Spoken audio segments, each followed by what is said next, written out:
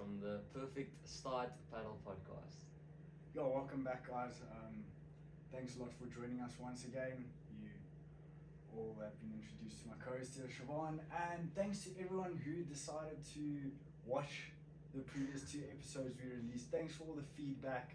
We really appreciate it and encourage you guys to please continue giving the feedback, telling us what you like, what you don't like. The positive criticism is always much appreciated. A little bit on the first 2 episodes, Siobhan, I mean, we went through a bunch of the rackets in the previous one.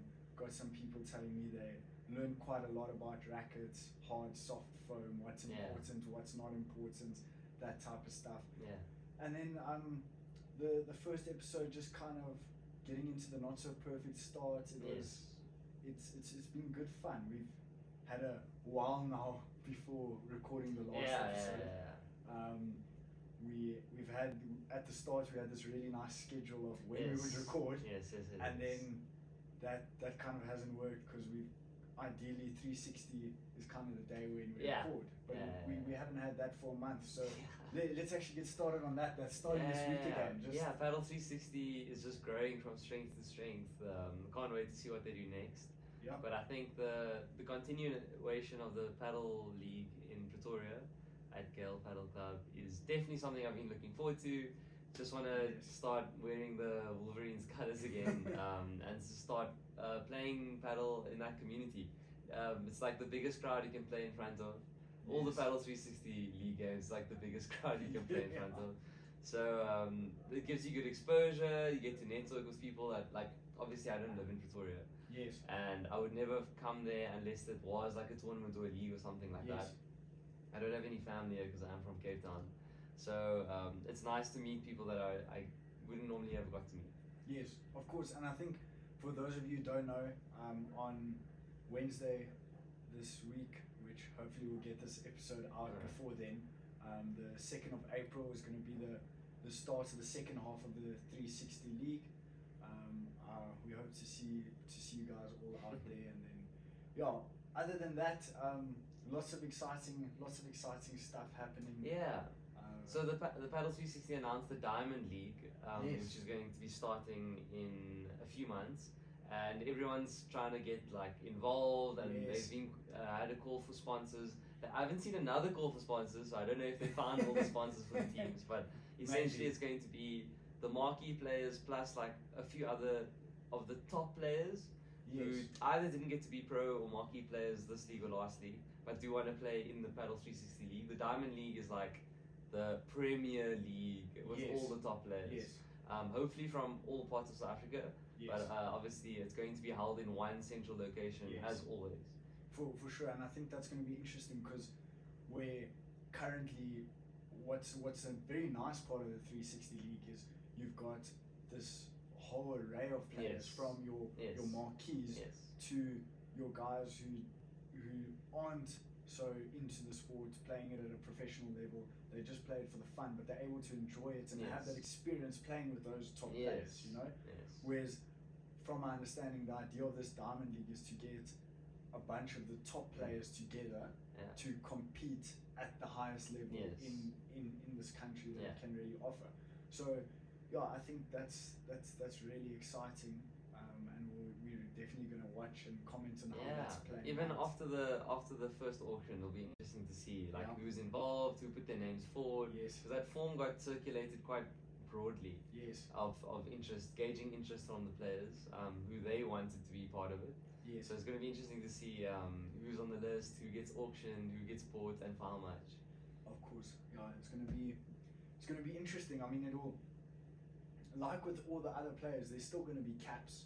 Like with most sports, there's salary caps, so everyone can't just go and chuck a bunch of money at something. There will be a cap. Buy the best. They'll try to make the draft. They'll try to make the draft as fair, because that's when it's the most fun to watch. The teams are quite close. And it comes down to like very, very fine margins. Of course. So because, and then that doesn't exclude the Joburg League. So last year, the Paddle 360 League started with the Joburg League. Now that it's the Pretoria League, then it's the Diamond League, and then the Joburg League. So we will be on schedule for the podcast because there's a lot of Paddle 360 action happening. And I think some other exciting news, Siobhan, very on you as the topic here. Peak Paddle. Yes. You guys just released your kind of training course, your website's Yeah, out. the website's out. The first 100 people will get a discount. They just have to message me and I can give it to them. But the main thing we were gauging, we got 50 people that were like exclusive first Yes. members, and I just wanted a lot of feedback. Yes. Like, is the website easy to navigate? I gave them a huge discount, as much as a paddle match, for the month subscription. And I Yes. just wanted to see, like, okay, who's going to take part in the challenges? Do you want what's the next course that you'd want? Most people either yes. ask Exactly, for because a I think I'm training really the course, guy like who how do you practice watch with the someone, or how do videos, you practice kind alone of with a ball practice the machine? technique, Yes. yes. What can you Come do for at it, home? to And then refine another it. thing was And then from tactics. there, it's kind So a of lot of an people idea wanted, of okay, this is the evolving- technique that I evolving covered the in game like as it 100 goes. And videos guys, I'm saying about this all out the here, different if techniques. you're watching the Now, podcast, tactically, and how you go subscribe to Peak Paddle, you'll get a discount. I still yeah, have to discuss that with Siobhan. 100%. The discount code Perfect Start Paddle something Yeah, like that. yeah. We'll post it somewhere. It'll happen. But just watch that. That was said without any permission No, yet. So no. Definitely. we'll make that happen. Don't worry. We'll make it happen. But yeah, so the technique, so people should ideally watch a technique that they're struggling with, or something that just want to see, because Yes. it's like my unique way of explaining it.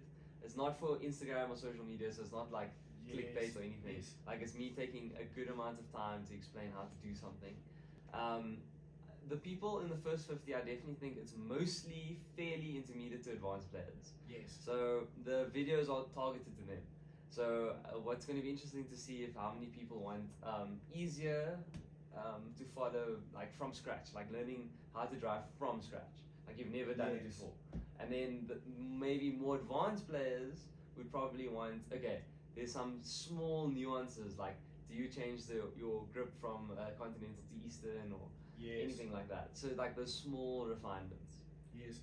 And But I think I wanted to hit the biggest target The on the biggest first target. course. well, it's also that's kind of the biggest target, I would say, that is already and Yes. is willing to spend Yes. money on improving their game. Yes. If that makes sense. Yes. Because if we look at the paddle landscape, there's your guys who play because they enjoy it, Yes. play it for social, Yes. play it for, and let's be honest, everyone plays the game at the moment. At Yeah. least it's new. Everyone plays it because they enjoy it. Yes. Um, Yes. Then, but other than just the guys who play for the social aspect and the getting out the house type of aspect, once every 2 weeks, once Yeah. a month, casual, Yeah. on occasion players, you get your guys who play twice a week, Yeah. and you get the guys who play twice a week against the same people, Yes. and they lose every single time. Yes. And I'm not sure if some of you Or can you just relate. feel like you're plateauing. Yeah. But it's not fun to lose against the same people every single Every week. single time. Yeah. So I think those are that's the target you're talking about. That's the Yeah, guys yeah. who are trying to improve. Yeah. And yeah, that's probably in South Africa majority of the paddle market in terms of Yeah. people playing once, twice a week. Yeah. That's where the market is at the moment, which is exciting. Yeah, exactly, It's exactly. very Because exciting. those are the people that are transitioning from social to competitive, Yes. or social to like social competitive. Like they'll play Americanos and they'll play tournaments within their community. They're not Yes. like going out there to play tournaments non-stop. Yes. But the people that are coming to my classes and when I do coach in person, it really has helped me because I have these videos out there. I can tell Yes. them, listen, watch this video, and then we can start implementing tactically and stuff in the lesson. Yes. Because a lot of the times, especially like I said with advanced players, I don't need to go over the whole shot from scratch. Yes. I was like, this is the refinement because I know how they play as well. So I'm like, okay, your vibra, I saw you play a match last time, or in the last lesson, your vibra was lacking because of this. Yes. You need to yes, get it yes, later yes. to get it more to the side, something like that. Yes. And then we can just start the lesson based on those match scenarios, and then they can get a lot more out of the lesson. But the website is supposed to be catered to people that I don't also coach in person.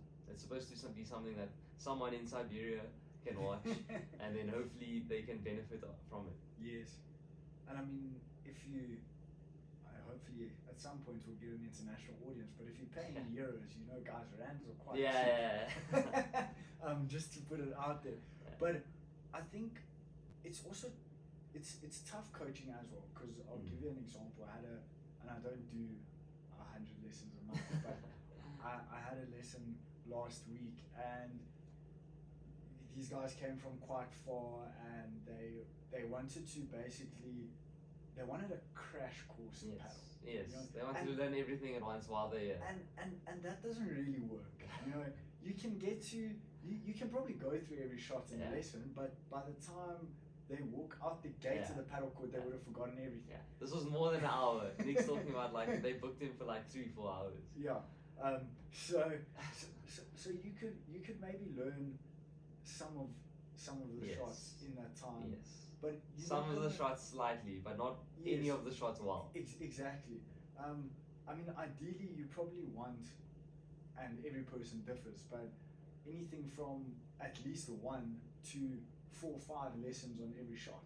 I think that will develop over time. Like you said, it depends on the person, but there's like levels to it. So in the beginning, if they're coming from scratch, it's like learning how to hold the racket. Yes. Then learning how to hit a drive from the back, because in the beginning they won't probably be running to the net yet. Especially whether they come from other sports or not. Yes. They're probably just going to be hitting at the back, playing like beach tennis. Yes. So you'd start with drives. Then once they get drives, you'll transition them into the net. Then lobs. Like you'll go through it like progressively. But once they finish all those shots, then you'll be like, okay, now your drives need to get better. Exactly. Now your lobs need to get better. And then you start like improving that again incrementally.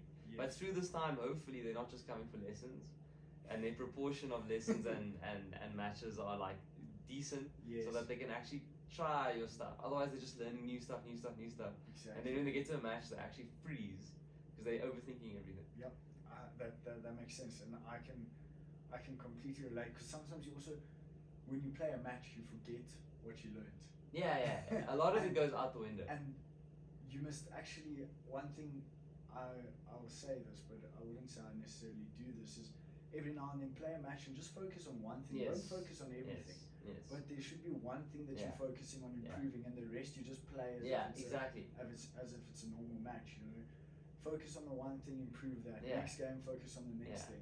So in a class situation, you can like do that with match scenarios usually at the end, after you've like taught them and drilled the technique. And so when you open it up to open play, you can start to practice that in real match.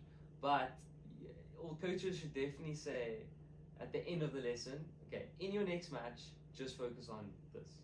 So I would say like in your next match, if we were practicing lobs, I would say lob, but I only want you to lob after it hits the glass. And then I want you to do a vertical lob really high, and then start feeling that depth. But just get the height right and get your technique right as soon as the ball hits the glass. And it's like easy.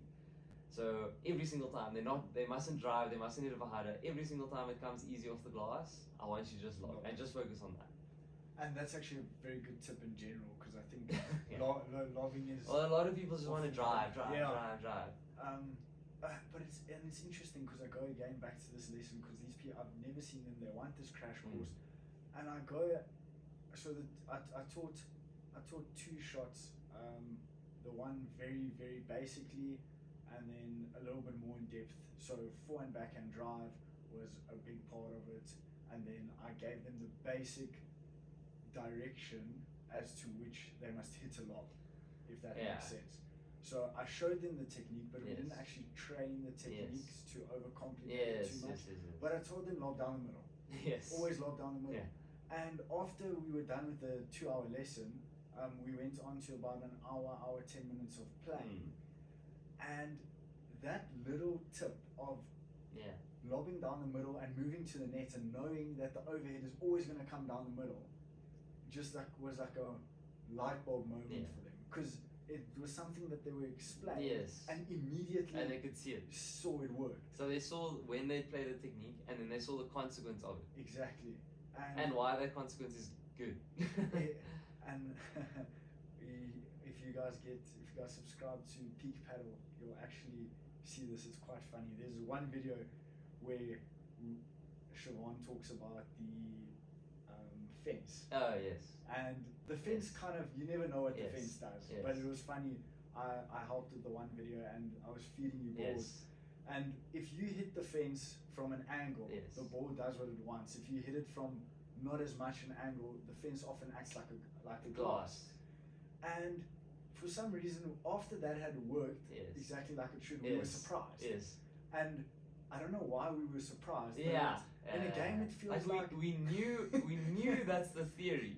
exactly. But when you were feeding it, you were like, yo, this is exactly right. Like Yes. almost like to the degree angle, it was like perfect. Exactly, which is weird because you think, of course, when you're gonna try this now, it's not gonna work. It's not gonna work on or camera, whatever. and But it worked perfectly. the theory is there for a reason. But people guys. generally just panic. They do Yes. panic when it's going to the fence, and then they dive to try to Yes. get it before the fence. And then you often rush it and hit it into the net or hit it into the fence yourself. Yeah. So, yeah, but that's a little bit on coaching. Yeah, We can speak but about that coaching that too obviously much. brings up the next part of the podcast, which is the defense. Yeah. So we spoke about the defending the fence now, but like defense in general. So Yeah. you've been looking at like some data because like when you look at tennis analytics, it's very Yes. clear. Like Yes. whoever served better. Like if you just looked at the stats sheet, it's very easy eventually to see who would win. Like Andy Roddick just started his own podcast now. Okay.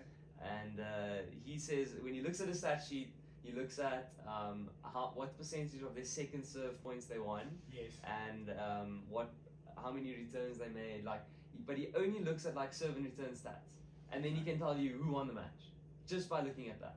That's how much the serve has influenced tennis. Well, obviously since he's been around, he was like a huge server. Yes. But that's how much.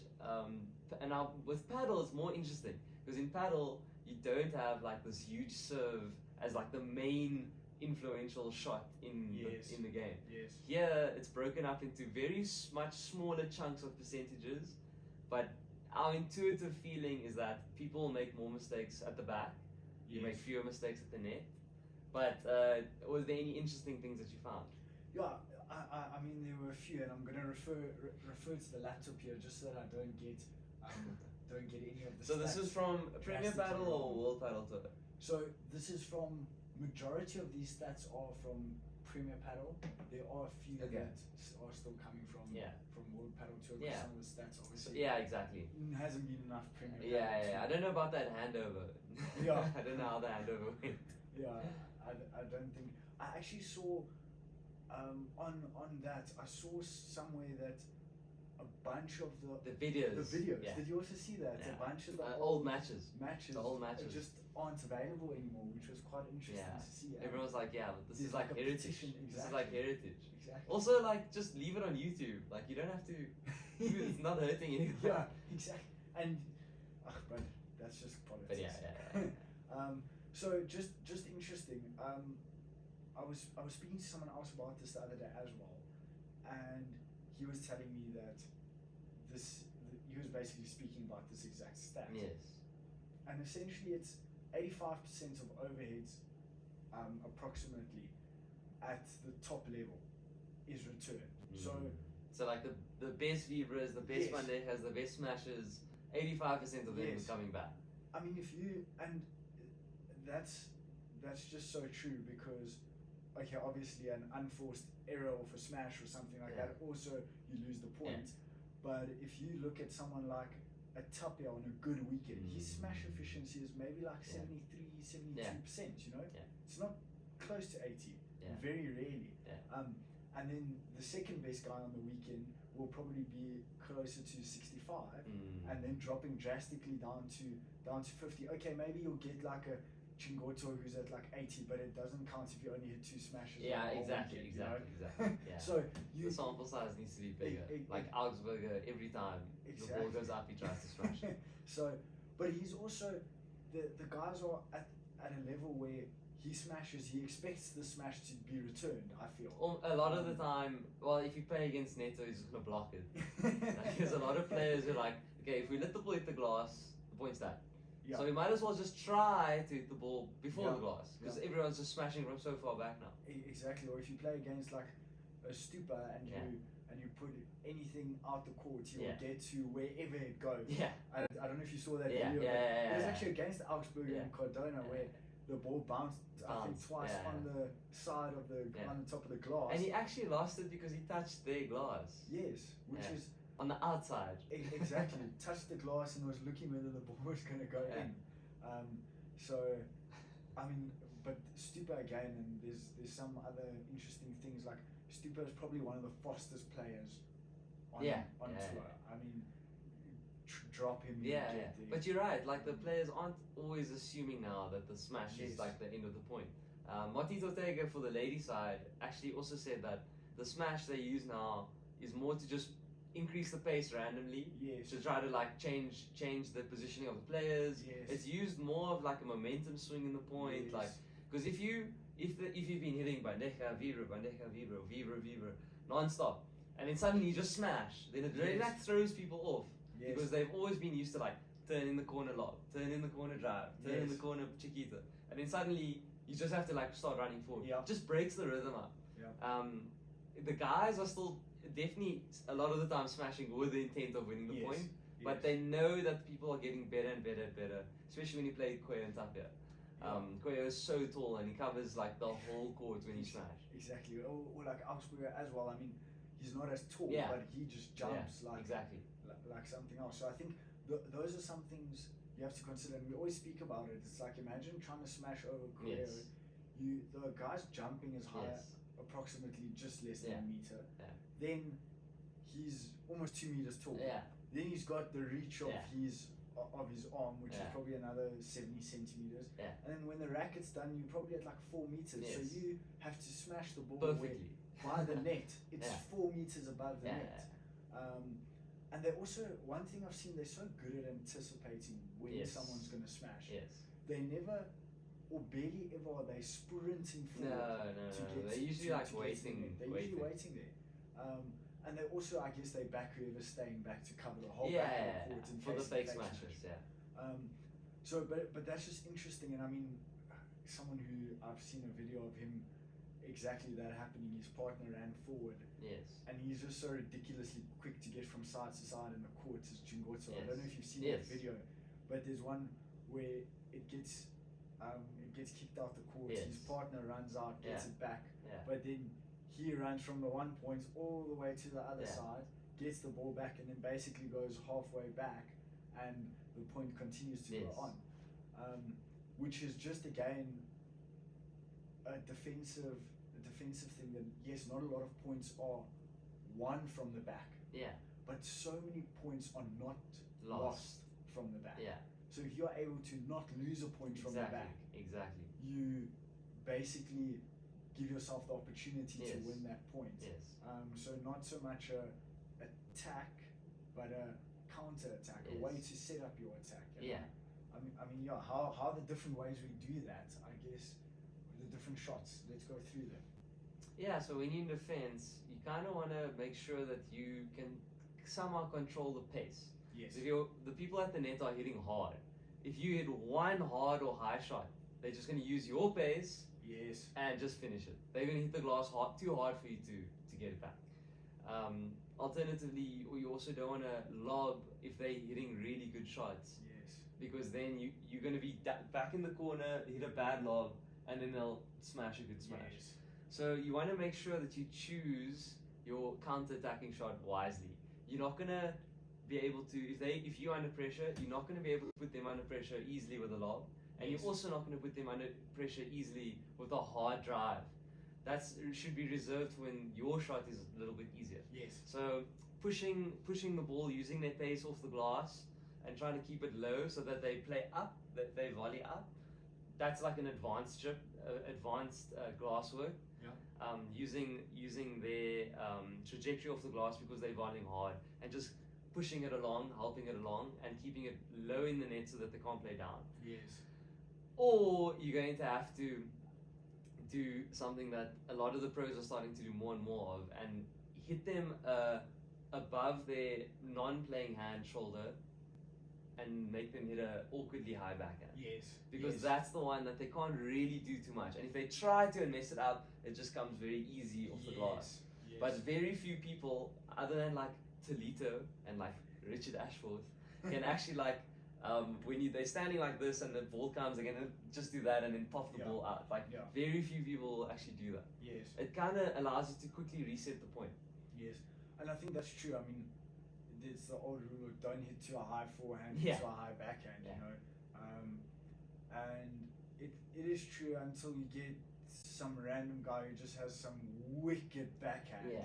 And you hit that backhand just not high enough. I mean, a lot of them just go towards the fence. And then the fence, Yes. it's like 50, not 50-50, but like if you just go into the fence, you actually, that's not so bad because the fence is short. If the ball comes up at all, you'll just take the net.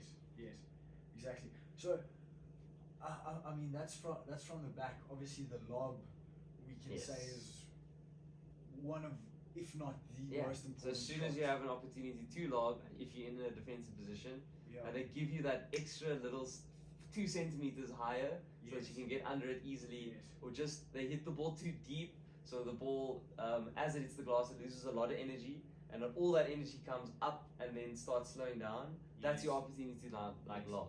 And essentially on an easy ball, right? Yeah, exactly. On an easier ball. And it feels like the pros never get an easy ball when they lob, but it is an easier ball, definitely. At least for them. For them, yeah, for at their most level. of us. For us, that would still be difficult volleys and stuff. But you're right, so you mentioned Chingoto. So Chingoto, like we know, doesn't have a completely strict continental grip. Yes. Him and Paquito Navarro, funny enough, when they asked the pros who had like the best shots, Paquito and Chingoto, pretty much everyone said has the best lobs. It was either like one of the two of them. Yes. And both of them don't use a strict continental grip in their lob. Yes. So on the backhand, they turn their racket the other way so that when they hit it, it almost faces them as though they're looking at themselves in the mirror. Yes. And that gets them a lot of height, and it also gets them a lot of, not necessarily spin, but just that extra feel. Yes. And the trajectory of the ball comes much more vertically down. Yes. It doesn't curve, because when the ball curves, it's easier for them to hit a bahada, but it's also, if you get it over them, Yes. but also it naturally will go lower and it's easier for them to attack the next shot. But as soon as you get that vertical shot high and deep, it's much more difficult for you to attack.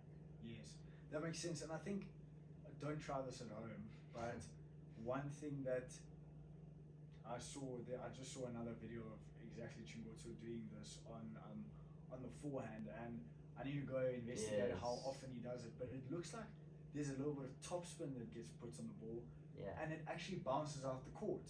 Oh yes, yes. He's done that quite a lot. Exactly. So you've got to be quite good and accurate to do this, because if you put topspin on and you bounce it too close to the glass, it's gonna fly for that beautiful definitely bahana. a lot less conventional, because changing your grip for the backhand lob to make it more vertical as you hit it, that's advanced, but it's not like undo it. Like that's something I do. Yes. But on the forehand, to put topspin on the lob, that's not really something I do, especially when it's like that low. Yes. But what I do that Paquito does on his forehand is he changes his racket again, but the other way to Eastern backhand grip. Okay. So you can squeeze his hand flatter. So as you change your grip, your natural wrist placement is more open, so that you can get higher on the ball. That nice vertical lob. Yeah, so you can get it higher, so you don't have to worry about the height. But also, if you get the height and you get it reasonably deep, I'm not just by the net, but like reasonably deep, at least you have time to prepare for the next shot. Yes. But as soon as your lob is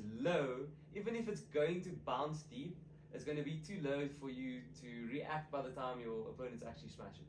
Yeah, and I mean, that's on the lob, so that's probably one of the most unassuming unassuming, but something that people don't practice.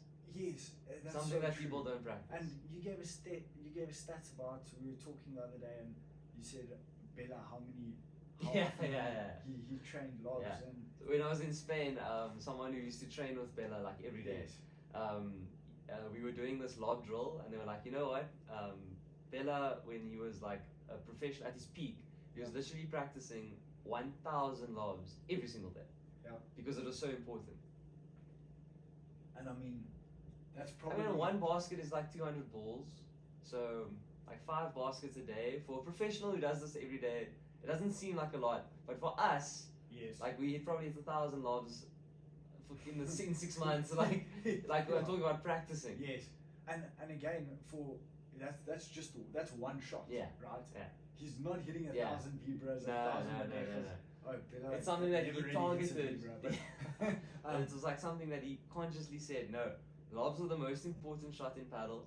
I need to train lobs 1,000 shots every day. yes, and that's probably a reason why he was able to play at such a high level for such a long time, Yeah. because that lob gave him time to slow the game down, time to Yeah. read what's going on. And if there. they lob vertically back, he had the best Bandeja in like history. Yeah, that's also true. And those are two of the Those are two of the most fundamental paddle shots, if you want to call it that. Bandeja, because it's one of the only shots that is a paddle specific shot. Like it doesn't exist in another racket sport. Vibra also not really, but a lot of the guys are hitting banda vibras. There's something in between the two. But they all at some stage learned how But to when hit you a take the Bandeja. whole history of paddle together, Yes. the lob and the Bandeja together is like the iconic two shots. Exactly. I mean, volleys exist in tennis, Yeah. drives exist in Yeah. squash, all of that. But I think, yeah. So on the defensive side, the old thing is I've watched the video of Martin Deneno where he says the reporter asks him, when you're defending, what is it you're thinking of? What are you trying to do? And he just says survive. He's just trying to survive one more point. Yeah. And that's exactly how he plays. If you see Danilo play. For sure. And I think the most frustrating, and you'll tell me if you can imagine playing against these two, but there can't be a more frustrating pair in the world to play against than Chingoto and Deneno. And then Eno together, yeah. It is. I don't think it can be fun. They just suck all the energy out of you. Because they're not going to miss. They're not going to miss. And you're going to feel like You kind of almost have to like overpower them. Yeah. Like, but even then, how many opportunities are you going to get for you to play down, hard, easy balls? Not a lot, because their lobs are perfect. Because their lobs are really good. Their drives are hard. Yeah. And to the like, Chingoto has this and this is what I think he does really good, which is, and not a lot of players do this with he has this really dialed in with the forehand drive, quite unconventional, but he hits that like topspin type of low to high forehand drive straight at the left court play, at the backhand player's backhand. And he just gets that consistently, but it always forces the guy to play a high backhand. Exactly what we were talking about. Every single time. And you can't leave it. You can't leave it. Because Chingoto will just run completely straight, and and he'll be, even if he knows that you didn't move much, he would still back himself to block your next shot. And then you suddenly in a beach tennis battle. Against Chingoto. Yeah. You're probably going to do so. But what you also see is Galan is so aware of that as soon as he sees that high backhand, he knows it's going to go to the fence. So he can run up, he can play the Chiquita or the lob, and then they take the net like that. So from a unconventional drive, and I don't have anything against. I think that little bit of topspin on a forehand drive. No, that's fine. I just think you have to have it really dialed in, because if you accidentally hit it to the forehand, the point's done. Because it's going from low to high. Exactly, and it's going to sit nicely on whoever's forehand, and they're just going to slap it. It's not a technique that a coach would necessarily teach. But if you wanted to copy it, my only recommendation is that you start and make contact flat, and your follow through is topspin. Don't try to hit a tennis forehand which starts high, then faces the ground, and then brushes up this way. Which means on contact you're brushing. You're on contact, you should still be flat, and the follow through you brush. It's quite a big difference. For sure. It's and that's the thing. Another big defensive shot is that old that Chiquita, and a very nice way to hit the Chiquita is with topspin. It's my favorite way to hit a forehand, especially. Everyone will have a preference. But again, it's not actually topspin. It's more it's just a low to high brush over the ball that creates that trajectory. And that, I think in defense, a low drive is perfect, but a proper Chiquita where you follow in afterwards you probably want to reserve that till when you make contact closer to your white line. Yes. So closer to your white line, and then you counter attack. So you've got so the time. they accidentally, like, you're frustrating them, and then they go for a little bit too much on the volley. It bounces off the glass, comes a little bit further, and you just touch it along its way. You prefer the topspin one, and then you follow it in, and that would be like the perfect execution of like a counter attack. LeBron's probably the best at that. Yeah. Go. I think this is not appreciated enough, but if you go watch LeBron hit Chiquitas at some point, especially off the back glass, he just does dials it so well. every single time, and it looks like he should be missing that shot. It doesn't seem like a high percentage play. He just somehow doesn't miss it. And very few times, even if they're standing right on the net, he would still somehow force you not to be able to play down. Yeah. No, I think I think LeBron is really another thing that makes him so good with all of those shots is and we all know this, but that's his ability to disguise it. Yes. He puts a lot of he completely sacrifices technique. He's so twitchy, everything. Like he goes like this, and then he like switches. Like he does all those kinds of things to disguise his shot. Like we were talking about his overhead, and he has the same prep. Yes. For like smash, ruler, vibra, bandeka, every single time. He has like same prep every single time. You have no idea what's coming next. Yeah, and that's the thing. LeBron being a right-sided player, probably one of the most aggressive right-sided players. But sometimes maybe we forget that he's still a right-sided player, so his defense has to be immaculate. You know, that's just. And when he played on the left for that short period, after he separated from Galan, it was interesting. We were like, oh my word, he's back, because that's where he started, like before Galan.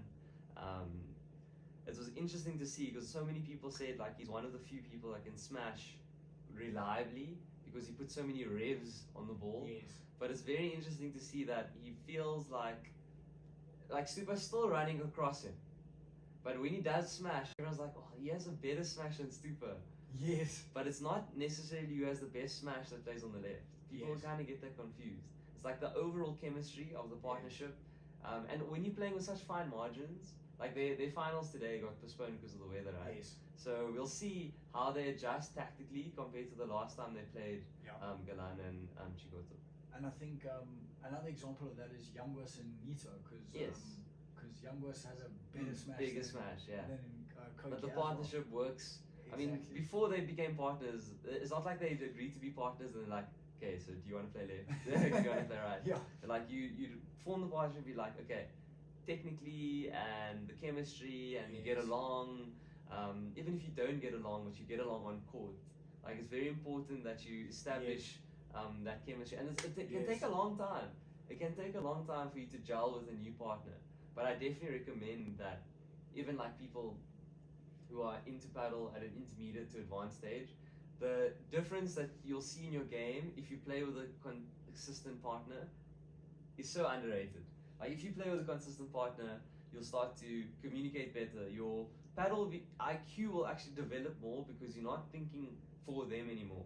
You're trying to play your role to suit the team's tactics, and it will make you better at shot selection, which is part of paddle IQ. It will make you more patient with your partner because you know that they're executing a game plan, which is again paddle IQ. Like just developing a game plan and the ability to think tactically and think objectively and think critically about what's happening in the match. That usually can only take place. Yeah, so like we see with the professionals, the chemistry is huge and it takes them some time to get like used to each other, and we'll see like partnerships succeed or fail quite soon just because like if the chemistry is not there, it's like a shoe that doesn't fit. You're not gonna like walk it in. So I think for the people that are intermediate and advanced, it's gonna apply to them as well. So I think you shouldn't underrate your paddle ability, especially when you're still improving. That what can happen when you play with the same person just increases your paddle IQ because you start thinking about things that you maybe didn't pay so close to attention. Yes. So, for example, if you play with the same person, you start to stop worrying about wondering what they're going to do. Yes. Like you trust almost that you know what they're going to do. Yes. Then you can start thinking many more shots ahead. You're like, okay, every time he's going to hit this shot, they're going to block it and then you should cross. But Yes. before you would have been like, oh shit, like the ball's just coming. Like Yeah. you wouldn't have reacted so well. Yes. So your paddle IQ just got better, just because Yes. you're anticipating one shot ahead now. Yeah. And then emotionally, and when it comes to shot selection, like instead of, okay, I need to win because I want my Playtomic rating to go up, or I want to win this league match or something, you start thinking about the team. Like, okay, as a team, we need to get better, and we'll get better by doing more lobs to the middle, or Yes. you come forward and block together, or you start thinking about things way more critically. Your game will develop more holistically. You'll start Yes. implementing tactics. I think people will just win or lose, but they'll do the same thing. Yeah. And when things go right or wrong, they don't know why it's going right or wrong. Yes. Like, but when you play with the same person, even if you play against the same people over and over, Yes. but when you play against the same person, you can start to train a lot of things that you can't just do with a basket or a ball machine. Yes. Something I'm thinking of, one of the most basic examples, because this shot takes a lot of anticipation and a lot of understanding from your partner, is where, if you're a right-sided player, for example, when you're going to hit that cross-court Chiquita for the counter-attack. Yeah. So your partner knowing and Yeah. understanding how it looks when you're going to hit that shot type Yeah. of thing. Because you can disguise it from your opponents, but your partner would be able to understand it because he sees you hit it every single Exactly. time. So as soon as he sees that, he knows Yeah. to take 1 or 2 steps Yeah. forward to, if you actually hit it, to get Yeah. to the net it a little bit quicker. And then just the chemistry of communication, all of that type of stuff. And then I think, yeah, just playing with your partner, understanding what he does when it all comes together nicely. And it's interesting when the new partners come together in Premier Paddle to see how the chemistry works, how it doesn't work. Even if it's the same for 20 people just mixing it up, it's Exactly, still exciting. Exactly. I mean, LeBron and Paquito had a very short stint last year, and that just didn't work. Yeah. You know, and it's quite seeable and obvious to be quite Yeah, it is honest. quite obvious. Then I think just Shiv, some key takeaways from today. We started off with a little bit of 360. Yeah.